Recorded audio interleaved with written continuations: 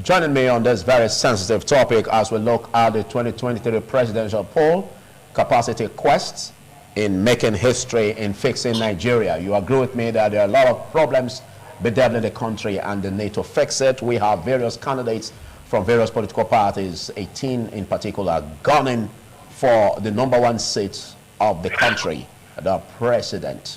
And looking at the need for us to put voice in this direction, we just have barely 38 days to the presidential poll.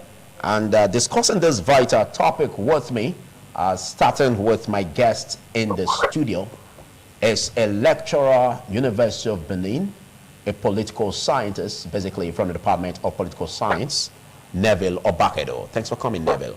Thank you for having me. Good morning, viewers and listeners at home. Next is a social media influencer, a political analyst from USA, Texas, Houston, and he is Ahmed Mamadou. Good morning, Ahmed. Good morning, Philip. It's an absolute pleasure to be joining you guys today. All right. And also joining me is Comrade Itote Damisa, a legal practitioner and also a human rights advocate and former president of the Student Union, Ambrose Ali University, Ekpoma. Good morning, Itote. Good morning, Philip. Good morning, Nigeria. Thanks for having me right here. Okay, Comrade Itote is joining me via Zoom from Kaduna State. All right, the topic here is concerning how to have the capacity, how to get the right candidates among the political party candidates for the presidency into office. We just have barely 38 days to the presidential election. And I will be starting with you, Ahmed Mamadou. Now, what do you see, how do you describe the readiness of the electorate in making history in order to reposition Nigeria and make the fortunes for the country better? Philip, I have to say that this is a very interesting question, and I think we're living in interesting times. There's an old Chinese saying that, may you live in interesting times. These are interesting times. We are seeing the maturity of the democratic ethos that started in 1999, and this has brought us full circle to where we are now in 2023. I believe this is going to be the 4th presidential election or something of that nature, and we've seen how gradually we've been improving. The culture of democracy has been improving, the space has been expanding, the laws have been making things clearer, the electorate have been making their voice better known, and we're hoping that from the promise of President Muhammadu Buhari, this is probably going to be the freest and fairest election we've had in history. So we're looking forward to it, and we're hoping that our people will continue to exercise their civic responsibility in the manner it has been going on. We've had the little skirmishes here and there, nothing out of the ordinary, but hopefully by and large, at the end of the day, we'll be able to say the best man has won, and our people have chosen their candidates and their voice has been heard. So we're looking forward to it. Okay, Ahmed Mamadou, in your opinion, what is the yardstick or what are the key factors the electorate should look out for in getting the right candidate for the office of the president come February 25? Another very good question, Philip. So the parameters for choosing leadership has always been what we would call following a set example or following parameters that are already well known. It's a very simple matter of looking at the candidates, checking out their antecedents, following up from where they were, where they are, and where they are projecting they want to be. And then if you buy into any of their manifestos, you go ahead and then make your own support known as much as possible, key into it, invite as many people as possible so that the democratic practice will continue to expand and we'll have as much voices and make it as vibrant as possible. So I think the electorate should keep on looking out for the candidate that suits them, that speaks to their own aspirations, and then key into that and make it as vibrant, as dynamic as possible. That's what we're looking forward to. Okay. Let's look at the presidential candidate of the All Progressives Congress, Ahmed Tinubu, and there have been issues about allegations of corruption, allegations of graft, and now do you see, because a lot of issues are coming to a point where some say that the office of the president shouldn't be given to one who is continuing in the party, that according to them has taken the country back. What do you make of this, and how do you see the person of the presidential candidate of the All Progressives Congress? Well, let me, for sake of fairness and forthrightness, let me declare that I'm sympathetic to the APC, and of course, my presidential candidate likewise will now be Asiwaju Bola Ahmed Tinubu. But having said that, these allegations that you've mentioned, they're very weighty allegations, and I believe that the candidate and his spokesmen have addressed these allegations several times. They've made their own position clear. They've provided as much information as possible, and they've challenged anybody that has any contrary information to come out and present it. Now, as far as the American end of it is concerned, America is not a hidden society. There's no secrecy here. All they need to do is present the information they have and ask for it to be verified. And I believe that has been done several times. And in each of those instances, it always came up, no. There were allegations of drug trafficking. There were allegations of certificate forgery. There were allegations, I believe, of settlement of some sense or the other. But all these allegations, by and large, have been settled, and they remain allegations. Now, you don't have to agree with the personality. You don't have to agree with what he stands for, but you should agree with the facts. And the fact is that nobody has been able to come out and substantiate any of those allegations thoroughly. So let's not keep on dragging ourselves back. We need to look forward, find out what the man is about, and see if we can key into what he's saying. Now, as to the failures of Buhari, the administration, I do not agree that Buhari has failed in any regard. Let's not forget that the world has been through 3 major challenges. We're talking about 2 lifetime epidemics. We're talking about recessions that have collapsed other economies, even around us in West Africa there. We're talking about a situation where even the United Kingdom economy is currently on its knees. So we need to put some things in perspective. What we're talking about is building on the foundation that has been laid and then seeing how we can progress therefrom. Thank you. Now, let's have your say in this matter, Comrade Itote Damisa. Now, you are a human rights advocate and, of course, a legal practitioner. What do you make of the personality and the candidacy of the presidential candidate of the All Progressives Congress, Ahmed Tinubu? For me, thanks for this question. It is clear I'm one of those that believe that, talking about candidates, in such specific terms should be the primary duty of those who are campaigning for them, in the real sense of the word. But when I just feel we need people who have capacity, people who have, the mindset, the progressive mindset that can transform this nation. The candidacy of the APC presidential candidate, for me, as far as I'm concerned, it also could be expected by now, because he should be a kingmaker, as he has always been. Sometimes when you give power to kingmakers, they may not be effectively, they may not be able to deliver effectively.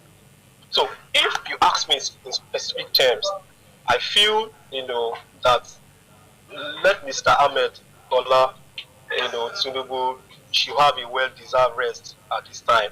Those are not the elements, those are not the candidates, we need, in Nigeria as far as the side. Okay, Damisa, I thought he has contributed. Yes. Okay. Okay, Damisa, I thought now there have been various allegations raised, and if you heard what Ahmed Momodu said in that respect, that all of these allegations have been cleared, and there seem not to be, there shouldn't be anything that should, stop him from, running for this position and, of course, winning in the election. Now, do you see or do you concur with what he said in that regard concerning the allegations leveled against the presidential candidate of APC? Thank you. I'm not after the allegations. As far as I'm concerned, those are hearsay. Mr. Ahmed Bola Tinubu has not been convicted by a competent court of law. He has not been indicted as far as I'm concerned.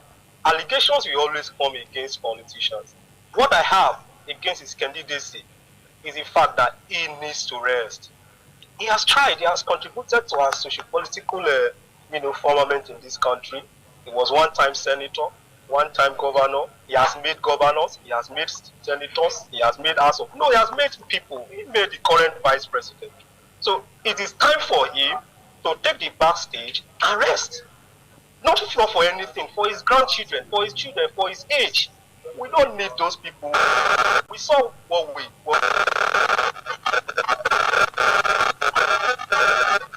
Well, I'm afraid we're having issues of network in that, and as soon as we get that cleared, we will be joining our comrade Jamisa Ikote. Now, let's get your viewpoint, Neville Obakedo. Now, we saw just now, even on the papers we reviewed a few minutes back, where allegations about corruption, being leveled, also affecting the presidential candidate of the People's Democratic Party. Now, from your opinion, looking at what or who the cap fits, what do you make of these allegations and the character of the candidacy of the APC and the PDP?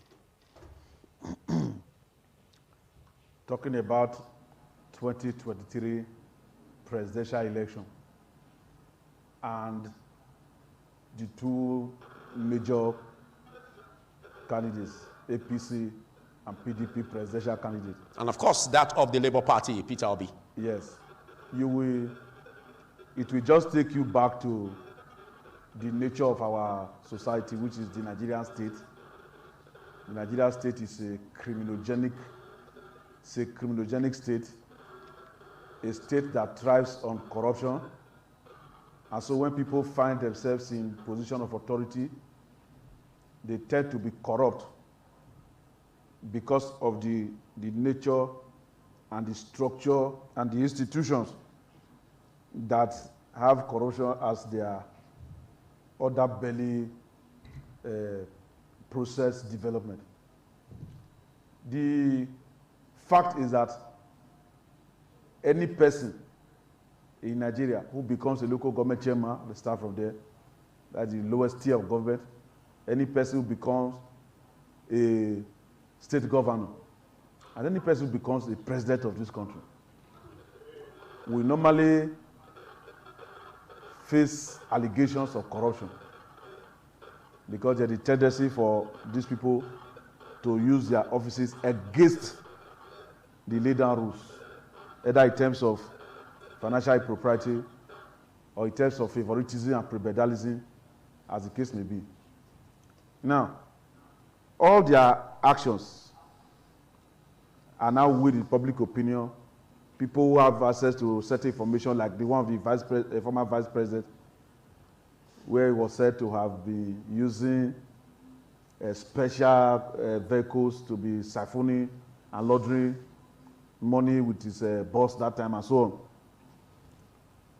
As a legal practitioner would say, allegations remain allegations until the person that you allege against, you have been able to prove the case against that person beyond reasonable doubt, and the court has made pronouncement by way of either sentencing or indicting. So if that has not happened, they remain allegations, whether the allegation against Peter Obi of Labour Party, whether the allegation against Atiku Abubakar of PDP, or whether they are against Bola Ahmed Tinubu of the APC.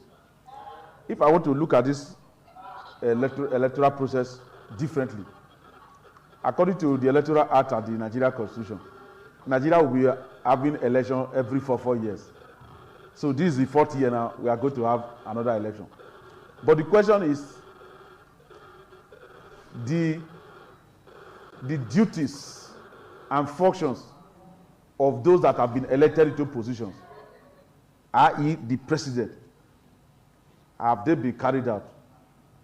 That is where we are supposed to interrogate these presidential candidates and ask them questions that from 1999 to date, over 20 years now that we are practicing democracy, we have discovered that the capacity of the Nigerian state has been dwindling. The capacity of the Nigerian state has been dwindling. The capacity of the Nigerian state is becoming weakened. where we are talking about capacity now, we are talking about capacities of the Nigerian state put together. Steering capacity of the Nigerian state, ability of the Nigerian state to steer the ship of state, i.e. the president, the governors, the National Assembly, the State House of Assembly, being able to work together in a synergic process where Nigeria will be proud of achieving the objective of the establishment of the Nigerian state and being able to be counted worthy among the Committee of State. That is missing. Extractive capacity, we have been talking about oil theft in the Niger Delta. The president and commander-in-chief is also the minister for petroleum. Every day we hear of thievery, and the president is also the commander-in-chief. Today they will say they have constituted the board of NDDC. Tomorrow they will say the board was incompetent. They dissolved it, they constituted another one. So the extractive capacity, the power of the Nigerian state to control resources according to the relevant laws, that is also weakened. Some Nigerians are also thinking in this direction that even with the party in power, the All Progressives Congress, and that of the PDP that were also in power for 16 years, that there seems not to be anything coming from these political parties. Now, do you see capacity, in the presidential candidates of the APC and the PDP after they've ruled as a party in the country for years, and still Nigerians seem not to be satisfied in that regard? Do you see capacity in these parties to churn out a candidate that will become the president that will all go well for this country, Nigeria? The issue is that when you are talking about capacity of a presidential candidate of a party, i.e. the presidential candidate of APC, for instance, his ability to rule Nigeria.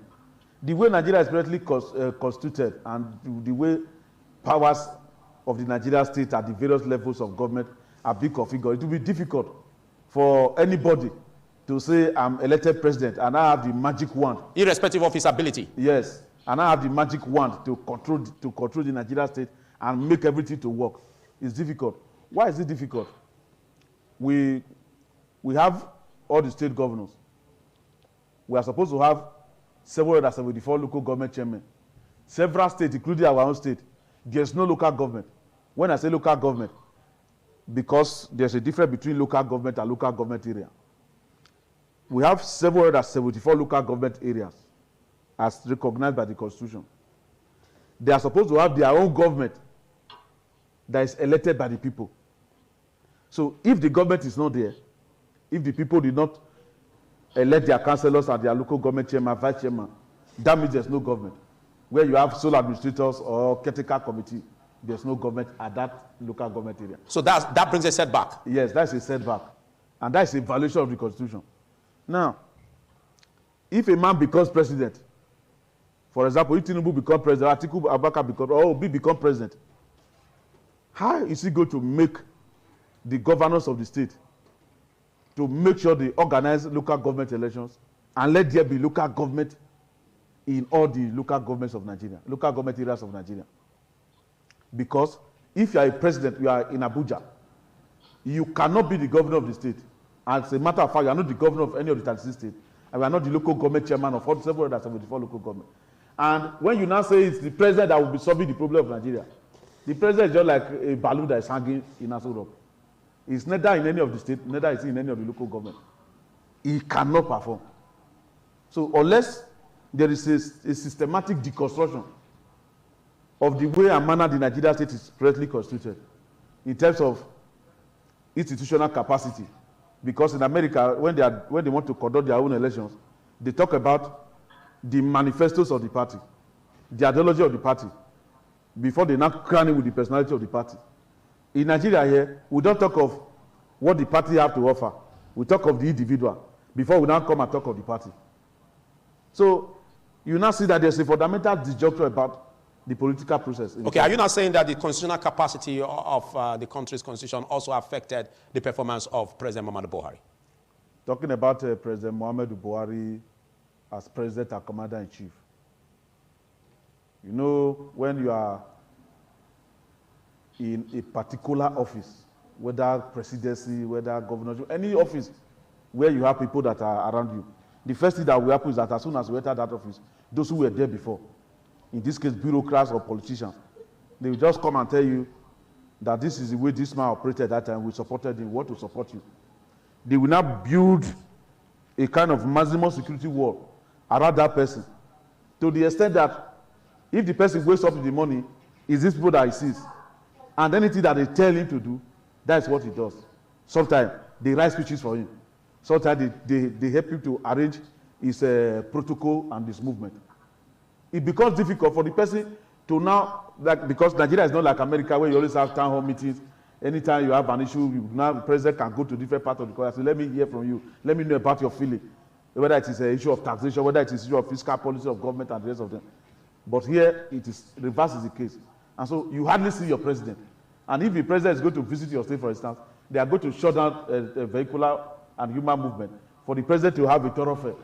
And so things are different from what is happening in Nigeria, is different from what is happening in other clans. But talking about the capacity of the presidential candidates of the three major political parties, I would say four, because Kwakwaso was also a former governor, defense minister, and he's also a presidential candidate.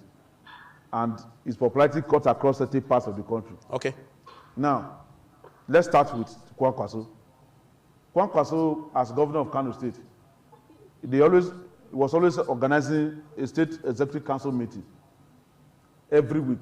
At the end of the week, the proceedings of that meeting will be published on the page of the national dailies. Proceedings, what they decided at that meeting. Okay, go ahead. Publish it. That is, to me, transparency in governance. Why was he publishing them? To ensure that people understand the way the government is being run, and if they have comments, if they have issues to raise with the government, they can raise with the government. And coincidentally, the present governor of the state was his deputy. The first time he was governor was his deputy. When he came back again as governor, he was his deputy. Okay, can you speak about that concerning the other candidates? Now, we now move to Peter Obi. Peter Obi was a governor of Anambra State. At the time, it was difficult for him to become governor in the first instance. He went to court.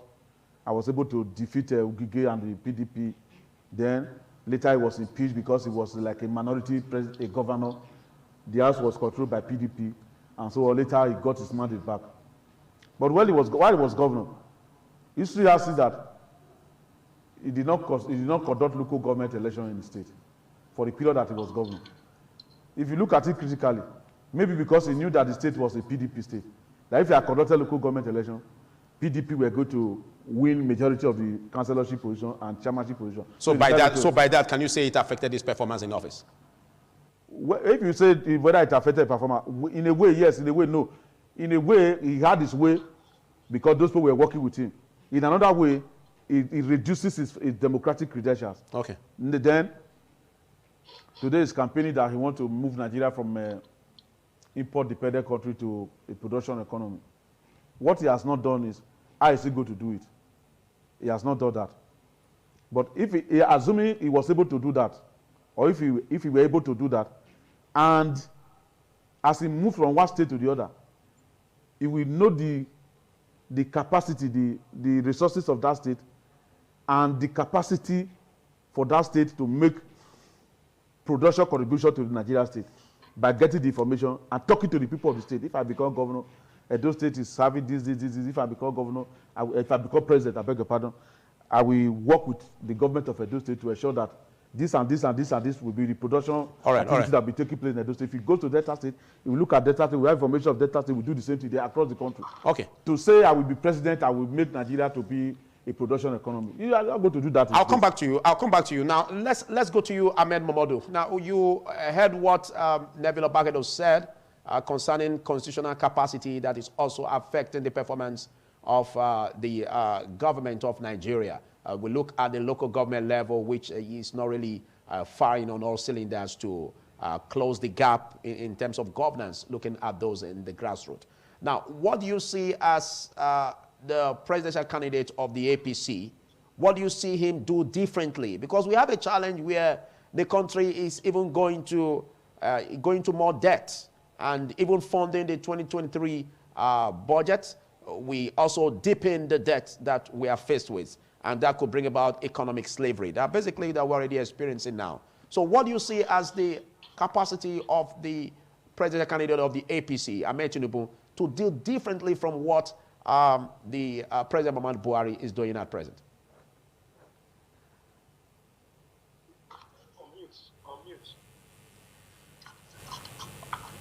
That's a great question, Philip. Let me first thank Mr. Neville for laying a very beautiful foundation for some of these discussions that we're having. He has broadened the conversation to the fundamental tier of government that directly impacts on the mass of people, and the one that they should feel the impact of the most and primarily. Now, what the challenge has always been is how do you make sure that tier of government is fully functional, fully funded, and operates in the manner it is supposed to operate constitutionally.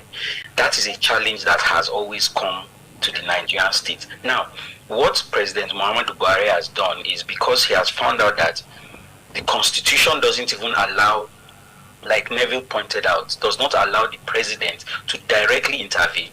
So he has tried to intervene in a different manner financially, by making sure the resources for the local government is directly sent to the local government without going through the state government. So as we build on some of these initiatives, and like the presidential candidate of the APC has said, let's use the proof of his own concept.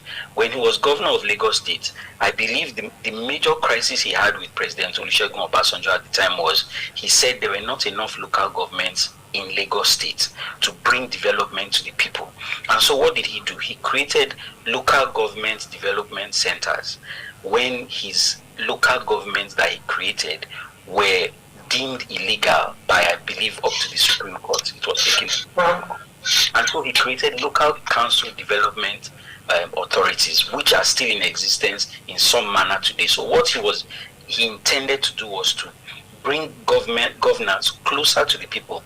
Let's assume that with his experience as a senator and governor, he's able to bring more to bear on local government administration. Then I think our people will be better for it. And let me quickly point out that even though I agree with a lot of Mr. Neville's postulations, the primary responsibility of the presidency is a bully pulpit. If the president exerts enough pressure on the state governors, they are bound to do what is constitutionally right. This is one of the problems that we've experienced with President Buhari. He's a bit reluctant to exert pressure, and we are hoping that somebody in the mold of Tinubu will exert the right pressure. Look at Edo State, for example. What is the reason that you don't have local government administration in the 21st century? It's shameful. There are some things that are constitutionally mandated to the local government to handle. Teachers' salaries, the clearing of refuse, markets, etc., etc. What is the excuse? This is it's a travesty. Okay, let's stay on course. Let's look at, there are some issues that have been raised about the agility and the age of the presidential candidate of the APC. Do you consider that as a challenge for the candidate? Philip, I've never considered. I don't think that age is a hindrance or youth is a benefit. It depends on how it's applied. Now, what's the primary purpose of the president is the sum of all his advisors, and for him to take the hard decisions and give the political backing for them to be implemented. We've seen that play out several times in the career of Bola Ahmed Tinubu. If you recall, he was the last standing person against the onslaught of the PDP when Obasanjo wanted to take over the whole of the Southwest. Lagos State was the only state that was standing, and subsequently, in fact, he was able to recover some of the states that they lost to PDP. So this is the kind of character that we're talking about. We're talking about somebody who was decisive enough to say, no, federal might shouldn't extend to this point. But he was still in touch enough to say, we want to bring development to the grassroots. Again, I'll refer you back to proof of concept. What is the concept? He was always democratically inclined. Throughout his tenure, he had local government administration. In fact, he even tried to expand local government administration. Throughout his tenure, there were elections. He never had any issues with removing people and all the rest of that stuff. So I think he's democratic.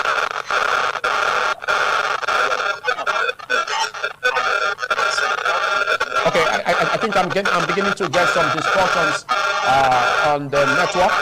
Ahmed Momodu, thank you for taking our time to be part of this. We'll get back to you as time will avail us. Now, let's get to you, Comrade Itote Damisa. Can you hear me, Comrade Itote? Hello, Comrade Itote, can you hear me? I can hear you.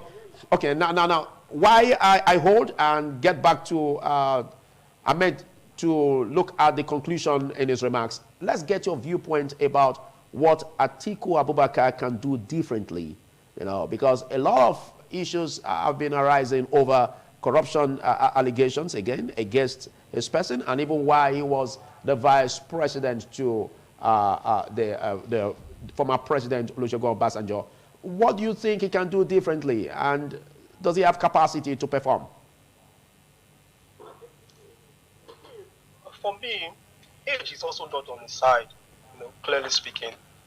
Just the way I spoke about Bola Ahmed Tinubu, I think also he should also go to an extent, have a well-deserved rest, to an extent. But again, if you say that, where do we go from there? Because Nigeria, as far as I'm concerned, has become, a byword for poverty.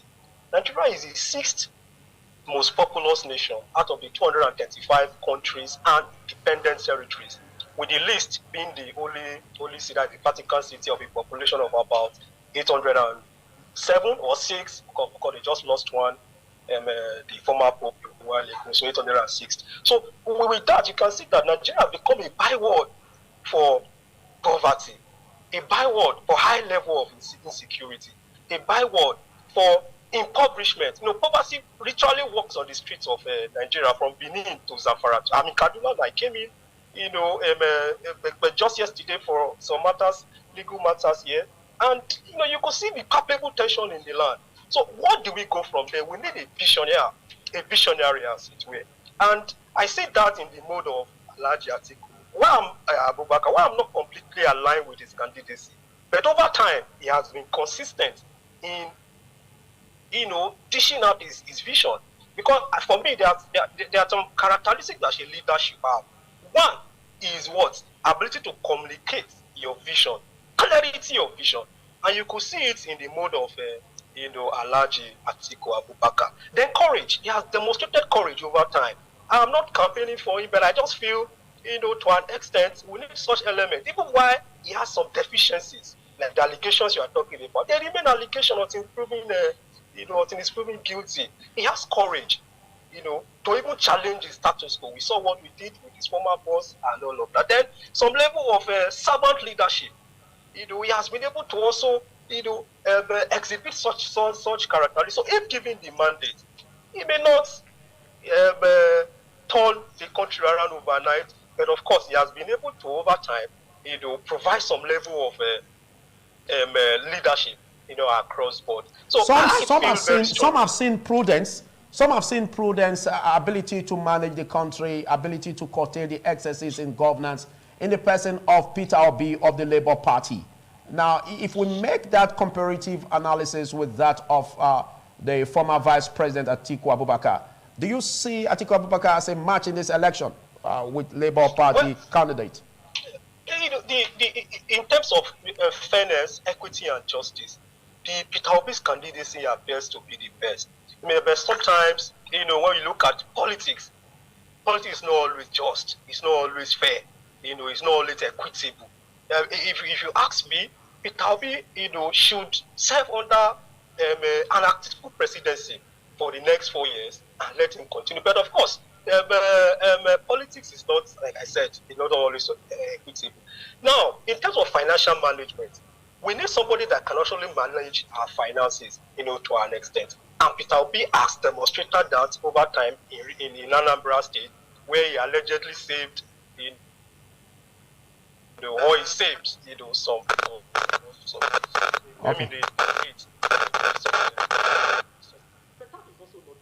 why will you save money when people don't have roof over their head? Why will you save money where people go hungry? They cannot afford 3 square meal.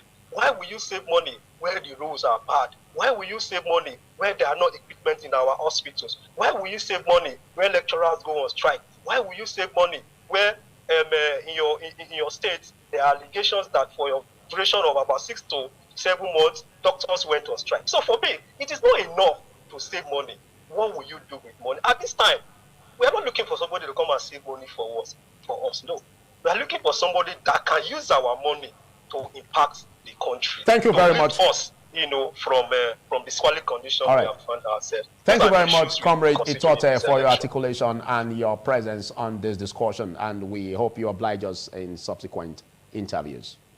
All right, as I take that as your closing remarks, let's quickly have you, your say on your closing remarks. You heard what Comrade Damisa Itote said concerning the candidacy of the PDP presidential candidate, Atiku Abubakar. Now, and that of Peter Obi, the elements of being prudent. And 2023 budget nationally is a huge challenge to Nigerians. Now, borrowing again, to service the country, is another challenge where it's going to run over 70 trillions of naira that we owe. Now, what do you see as an opportunity that a Peter Obi presidency could bring? Ahmed. Well, going from what the barrister has said, it's a very simple thing for us to look at his antecedents and understand that you cannot at this point, this is where at a critical juncture in the history of this country, we need somebody who has a vision and has proof of concept. If you look at Peter Obi's antecedents, there's no confidence that he's going to be able to build on what he claims he's going to do. There's no history to look at. His history is rife with contradictions. I mean, the mere fact that a lifelong capitalist is holding a labor ticket is enough contradiction for anybody to be wondering what exactly is going on. But let's leave that aside. What we are talking about in 2023, there is a foundation that has been laid. Infrastructure is there. People keep talking about debts. The issue of debt does not come in. If people are willing to borrow you money, it means they've seen that your ability to pay back is there. So let's. But we owe a lot. We still owe a lot, Ahmed Mamadou. And will this not bring about economic slavery? There's no question about that. But if we want to dig deeper into it, we will see that a lot of those debts are not sovereign debts. They are subnational debts. They are state debts that are calculated towards what is owed by the country. But that's beside the point. You will only find somebody to borrow you money when they believe you have the capacity to pay back. As long as we have people borrowing us money, it means we have the capacity to pay back. The question now becomes, what are we using these monies for? Buhari has built unprecedented infrastructural development in Nigeria. Okay. Now we need somebody who can look at that development, look at the infrastructure and say, what are we going to use it for? The proof of concept is Lagos State. Lagos is now the 5th largest economy in Africa. Okay, thank you, Ahmed Mamadou. I'm afraid that's the much we can take. That's the much time we allow us to take. Big thanks for taking our time to be part of this discussion, Ahmed Mamadou. And of course, Itote Damisa, big thanks for being part of it. Thank you. Well, as a closing remark in 1 minute, Nebilo Bakedo. What do you make of this as we look at the 2023 presidential election in 1 minute? It's not enough for me to make a closing remark, but let me make it anyhow. we see that we have presidential candidates of various political parties. We have just tried to alert about 4 of them because they are somehow the major political parties among the rest. Nigeria is in a process of monumental crisis as we speak. I talked about extractive capacity of the Nigeria state that is weak, and so resources like gold in Zamfara, oil in Niger Delta is being siphoned by local and international collaborators. They are denying government of revenue, which is causing a big setback. Yes, and now government have to now borrow money to fund budget and to do other things. Now, these presidential candidates, what are they going to do to ensure that the extractive capacity of the Nigeria state is enhanced and restored? All right. I think we're going to be having subsequent interviews in this regard. As, lastly, we are having issue of poverty and displacement of our domestic currency to the extent that a dollar is almost 1,000 by exchange rate. All right. What are the presidential candidates going to do to ensure that the economy of Nigeria is reconstructed? Thank you. There are mind-boggling questions, like what Nebilo Bakedo has just said, and a lot also on the minds of Nigerians. Well, just barely 38 days to the presidential poll, who the cap fits will basically become the next president that will succeed President Muhammadu Buhari. This is much you can take on this discussion. We hope to have an extension of this in subsequent interviews.